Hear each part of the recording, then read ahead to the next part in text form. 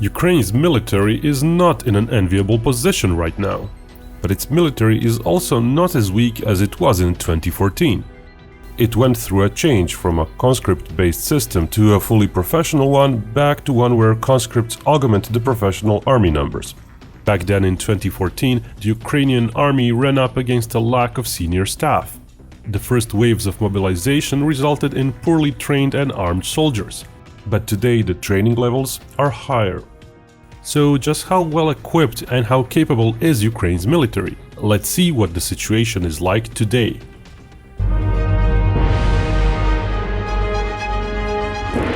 Armies around the world have moved away from blade weapons for centuries. But allow us a minute to show off something we got. A pretty cool modern blade. Husk sent us this, their ultimate cooking knife. It's made from high-quality Japanese steel. They say it's extremely sharp. Hands? Try it out. Feels sturdy, but it's actually light. Hi-ya! Well, that is sharp. Very little pressure needed to cut through. I usually squish my tomatoes with other knives. A great knife can revolutionize daily meal prep. Husk stays sharp for years, dulling so slowly you'll not even notice. Nice, these are very thin. The grip feels great and the handle is made out of oak wood. I really don't feel like it could slip out of my hands. It's a nice package, comfy and balanced. And Husk is currently running a 70% discount on their Japanese steel knives. The deal won't last long, so check it out by clicking the link in the video description and the pinned comment below. Husk will let you test their knife as they offer a 30-day money-back guarantee. Let's get back to our video. Today the ratio of professional soldiers rose all the way to 85%. The remaining conscripts serve from 12 to 18 months. The increase in contract soldiers was due to 2014 attacks on Ukraine, emboldening its people to sign up to defend their country in the future, as well as due to increased salaries, making the Ministry of Defense a fairly popular employer. The average monthly salary in Ukraine in 2021 was equivalent to some $500. The salary among basic privates in Ukraine armed forces was smaller, but still higher compared to what it was. With additional possible payments for deployments, the average soldier can match the average salary in Ukraine. Thus, the number of professional soldiers, and with it decently trained soldiers, rose from 2014 levels. For some quick context, the Russian average salary in 2021 was higher, but the basic private received a similar amount of money as in the Ukraine. Basically, the Russian military is a somewhat less desirable employer than Ukraine's military, money-wise. Now, such huge increases in personnel expenses don't come cheap. Equipping all those troops with modern weapons takes time and money, and that is something that today's Ukraine's forces are lacking. Equipment could be better, much better, and there's little time to modernize it during a war. Back in 2014, there were discipline and morale issues until the establishment of an operational and strategic center in Kyiv. In a way, the war transformed their armed forces. Their structure changed since then to real operational needs for the first time since Ukraine's independence. Today's morale is better, but such variables are very hard to quantify. Ukraine's doctrine was revised in 2015 and identified Moscow as a military adversary. In 2017, NATO membership became Ukraine's strategic goal. But as of today, not much movement on that front has happened, as the membership action plan first needs to be ratified by NATO. Still, Ukraine's forces participate in bilateral and multilateral military exercises. NATO and US support are important to training levels, as many foreign instructors have been helping train the Ukrainian army since 2014. Back then, training of larger units was a big issue, and that has been addressed since. But while individual and unit level training has improved, most training is still limited to the battalion level, which means big front maneuver operations where multiple brigade-sized units need to cooperate with each other will likely even today be an issue for the Ukrainian army. Equipment-wise, Ukraine's weapons inventory still predominantly consists of Soviet-era stuff. Sustaining and upgrading those old systems is not easy, but replacing them with modern weapons requires a lot of money. For example, Ukraine had a plan to invest $12 billion by 2035 for new Air Force jets. Such sums were perhaps unrealistic before the war. Now, who knows what the future will bring. But more about finances later. Ukraine has a wide defense-oriented manufacturing industry, operating in all sectors, though its capabilities remain shaped and limited by its Soviet heritage and economic woes. Ukraine was a key provider of guided weapons technologies in the Soviet Union. It retains the capability to build Soviet-era land systems and can maintain and modestly upgrade Soviet-era tactical combat aircraft. Most of Ukraine is flat farmland and meadows.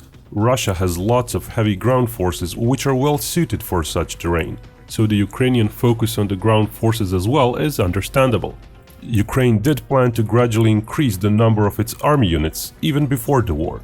Mechanized infantry and armored forces are the primary elements of the Ukrainian ground forces. The overall number of 200,000 soldiers that's sometimes mentioned pertains to overall armed force personnel, which includes the Navy, Air Force and various special forces. The army has roughly 20 armored, mechanized, motorized or light infantry brigades, as well as some recon and artillery units. On paper, that seems like a lot, but let's put that in the context of the Russian army. If one would reorganize Russian battalion-level units in similar-sized brigades, one would get many more brigades in Russia. So while Ukraine's army is fairly stocked up on pure numbers of soldiers, there are visible deficiencies. For its size, the number of recon units in Ukraine's army is inadequate, as is the number of artillery pieces. Doing offensive maneuvers is especially dependent on recon units, while artillery can be a big factor both offensively and defensively. Besides the active army, Ukraine has 900,000 reservists at its disposal, people who've completed military service within the last 5 years and some veterans of the 2014 war. But mobilizing reservists takes time. Ukraine has started mobilizing them in numbers only a day before Russia attacked. Full mobilization order came some 18 hours after the war started. Reservists need time to get processed, even if they've been recently trained. Ukraine claims it mobilized 100,000 reservists in the first 2 days. A few tens of thousands more may have been mobilized per day since. It may take some days before those troops get deployed to the front lines. And reservists with little prior training may require weeks of crash courses to be tactically useful. Roughly 130,000 of those reservists are thought to be well trained. They are to be deployed in 25 Territorial Defense Force brigades, which have been organized and trained since 2014. If one includes people with actual war experience since 2014, which number 280,000, the core of Ukraine's army does have a decent number of okay trained infantrymen. Again, to put that in context, a country like Russia has over 350,000 well-trained active service ground troops, plus anywhere from 300 to 700,000 more troops with past military experience, be it from Ukraine or Syria, to be counted upon if mobilized. Most of Ukraine's reservists would, however, be very lightly equipped. As mentioned, most of Ukraine's equipment, including the active service force one, is old. Some of the T-64 tanks were upgraded within the last 20 years, and especially since 2014, some further T-72s and T-80s have been modernized, all receiving thermal sights for the gunner. But even those tanks aren't fully comparable to the top-of-the-line Russian tanks, which feature added thermal sights for the commander as well as even more modern reactive armor and ammunition. Ukraine's actual tank numbers today may differ from the nominal ones, of course, but all claims of kill counts in war are to be taken with a grain of salt. Ukraine's actual numbers are likely to be somewhere between the pre-war ones and ones adjusted for Russian claims. The Army's recon units operate some 550 various vehicles, mostly Soviet BRDM types. Army units are also equipped with some 1100 tracked armored fighting combat vehicles, as well as various armored personnel carriers. Interestingly, the Ukrainian army still uses towed anti-tank guns, specifically 100mm MT-12 models. Such weapons are of little use in modern mobile warfare, though they may provide some limited utility in certain defensive situations. The main anti-armor force is of course based on guided anti-tank missiles. Soviet-era 86 for use on vehicles and helicopters and man-portable 84 and 85 missiles are plentiful in numbers. But as they're all based on 1970s designs, they're not the most capable of such weapons out there. There's a small number of more modern Metis systems. Also, since the last war and especially in the last several months, Ukraine has been getting aid from NATO countries and some Western-sourced Atgms have found their way into the army. It received around 100 Javelin launchers and over 1,000 missiles since 2017, mostly from the US. The UK has delivered 2,000 NLAW single-use launchers, though those aren't really guided like most ATGMs and are really short-range weapons, ideal for close combat. Also very useful due to their numbers would be Ukraine's domestically produced systems, like the Corsair and Stugna P. They've been produced in the last 5 to 10 years, with the Stugna P alone being produced at some 300 or more pieces per year. It's a large and potent missile, with even a top attack mode, though somewhat hindered by its laser guidance, where the missile operator is exposed. The Ukrainian army puts a focus on artillery, with almost 1,500 tube artillery pieces and multiple rocket launchers of various calibers. They're almost all of Soviet descent, but the technological gap is perhaps the smallest here, as Russian artillery isn't noticeably more advanced either, save for a small number of large caliber guided missile launchers. Still, given that the Ukrainian Air Force would be unable to provide fire support and that many artillery units might be suppressed, the overall artillery numbers might be inadequate to provide enough fire support in a real war against Russia. In 2021, serial production of Vilka 300mm MRL started. That system features guided missiles. There are other ground force commands besides the army in Ukraine's military, like the Special Forces Command, though their 2 regiments mean they're a token force. Still, they're an elite force trained using NATO assistance. 2 such units pass NATO certification, which means NATO allows it to deploy alongside its forces if needed. Airborne assault forces are also separate, but much larger at 20,000 troops strong. They have 1 airborne brigade trained for paradrops, and 6 more infantry brigades. There are tanks and artillery in there as well. Unlike what their name implies, most of those forces don't actually have the means to be transported by air into combat. They're more of a military within a military, an elite part of Ukraine's forces on a near constant readiness. There's also the naval infantry, numbering some 6,000 troops. Those too have their own tanks and heavy equipment. In reality though, they'd be hard-pressed to actually get a chance for amphibious assaults, and may be more of a defense force for naval bases and other important coastal areas. All those combined add some more heavy equipment to the Ukraine's ground forces. On top of all those, Ukraine also operates some paramilitary organizations, one of which, the National Guard, is really almost like a separate small army parallel to the regular army, but commanded by the Ministry of Internal Affairs. In other countries it would be like a gendarmerie force, a federal police if you will, but in Ukraine the National Guard operates several tank and mechanized infantry battalions. Most of its units are, however, light infantry units, and the total force numbers over 60 various maneuver battalions, some of which are specifically tasked with protection of facilities important to the state, so anti-terrorism and anti-special force incursion missions are crucial to the National Guard.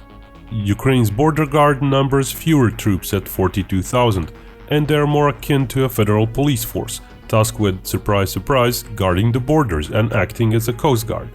The border guard would not and did not fight any incursions initially, but its members might be reorganized into light infantry battalions later on. Before the current war, Ukraine operated some 35 combat helicopters, the old Soviet Mi-24s. Due to their low tech level, they would be of little use when faced with modern air defenses. Allegedly up to 16 more Mi-24s were planned to be refurbished and returned to service, but such work under war conditions may be hard. They can double as small transports for special ops though. The overall number of various utility and transport helicopters in Ukraine does allow for some limited air assault operations. Ukraine's navy is perhaps the least important part of the armed forces. It was never crucial, but after it lost 70% of its vessels and numerous personnel due to the Russian invasion of Crimea, it has been relegated to a patrol force, essentially a coast guard without means to really battle a foreign navy. Perhaps the most important part of the navy are coastal defense units, using anti-ship missiles. Neptune anti-ship missile system entered service last year and is available in small numbers. It is a variant of the Soviet X-35 and it could pose a significant threat to any enemy ship trying to approach the coast, as long as Ukraine manages to operate targeting radars supplying the missiles with targets. But for the defense of Ukraine, control of the air might be most important. It's an expensive aspect of the military to operate, and one where technology is crucial. Sadly for Ukraine, it's an area where Ukraine is quite behind the curve, as getting new air defense equipment or new fighter jets is very expensive. Ukraine's air force was never well funded, and then the war of 2014 hit it as well. While the air force wasn't very active there, some aircraft were still lost. However, the biggest issue has remained maintenance. Trying to get 35-year-old Soviet planes to fly at all, let alone be capable of performing combat duties, is a mighty feat. Besides the questionable number of flyable airframes, there's the issue of planes lost in the opening days of the war. Actual usable number of planes right now is surely somewhat lower. Another problem is that Ukraine's planes are all single-role, so adequate concentration of numbers is unlikely, especially against advanced enemy planes or air defenses. Russia, for example, operates roughly 10 times more fighter jets that can do beyond visual range air combat. At best, Ukraine's air force can hope to catch some enemy planes off guard and try to do sporadic interceptions, while the strike plane force can try to operate against advancing enemies that have not yet established a SAM umbrella. Still, they would likely suffer great casualties, especially if trainer jets are attempted to be used as light attack planes. The Air Force's problem is not just the small numbers and the fact Ukraine's adversary might have planes using 20 years newer technology. Ukraine's Air Force had many pilots leave in the past few years, partly due to finances and partly due to the fleet's old age. Ukraine's pilots fly 35 to 80 hours per year, which isn't enough to produce a competent force. While Russian pilots aren't comparable to NATO, they're still better at 90 to 110 hours per year. Drones in Ukraine's military are generally under the army's command, as they're all fairly small. Most of them are short-range artillery spotters and battalion-level recon drones. Ukraine has procured some 20 Bayraktar TB2 drones from Turkey and is assembling some more. At over half a ton, they are by far the most potent drones Ukraine has, but their low numbers wouldn't be crucial on the battlefield. Ukraine's surface-to-air missile units would have a better chance of staying alive against a large enemy and doing some damage, but they too are very old from Soviet times. The S-300 variants, for example, are a far cry from the S-300 and S-400 variants Russia uses. They offer less precision, less protection against electronic jamming, and a shorter reach. Just like with planes, it's questionable how many of the shown numbers are left after the recent attacks, and how many were even maintained properly. In recent months, man-portable systems have also been augmented by foreign military aid, like some early model Stingers and the latest Polish system, the Patron, comparable to Stinger. Given that Russia is also not well equipped for standoff air attacks, Ukrainian SAM inventory may be at times lethal for low and medium altitude Russian planes trying to provide air combat support to Russian units. Still, it's impossible for Ukraine's air defenses to provide solid SAM umbrellas, so large concentration and movements of Ukrainian troops would be under air attacks even away from the front.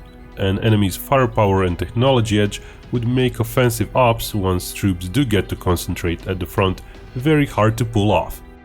Ukraine's recon and surveillance capability is limited. Without third parties' input, Ukraine may be hard-pressed to precisely direct its firepower and its forces. Basically, there is a real possibility that once Ukraine loses a part of its territory, it would not be able to retake it. While the immediate military spending is bound to hike up, as all war spendings do, Ukraine will not be able to procure much in the next few months. War production, even for ammunition and light infantry systems, can't be sped up overnight. Ukraine will likely keep receiving free military aid from other countries and buy some ready-made gear from other countries. Just what it gets and how quickly it gets it may visibly change the overall military capability. Will the aid stop at tactical gear, or will systems like multiple guided missile launchers or medium-range SAM systems increase in numbers remains to be seen. But no crash course purchase and aid will transform the Ukraine's military. Ukraine's military is not in an enviable position. It's underfunded and under actual attack. It is doing what it can with available resources, but depending on exact enemy moves over its territory, that may not be enough. Maybe it's not a force that can by itself defend its nation against world's biggest militaries, but if the morale is high and if most reservists answer the mobilization call, it can be made capable enough to seriously complicate deep enemy incursions into Ukraine, inflicting serious losses to the enemy. Of course, morale is not an easily quantifiable category. The weeks to follow will show just how ready Ukraine's military is.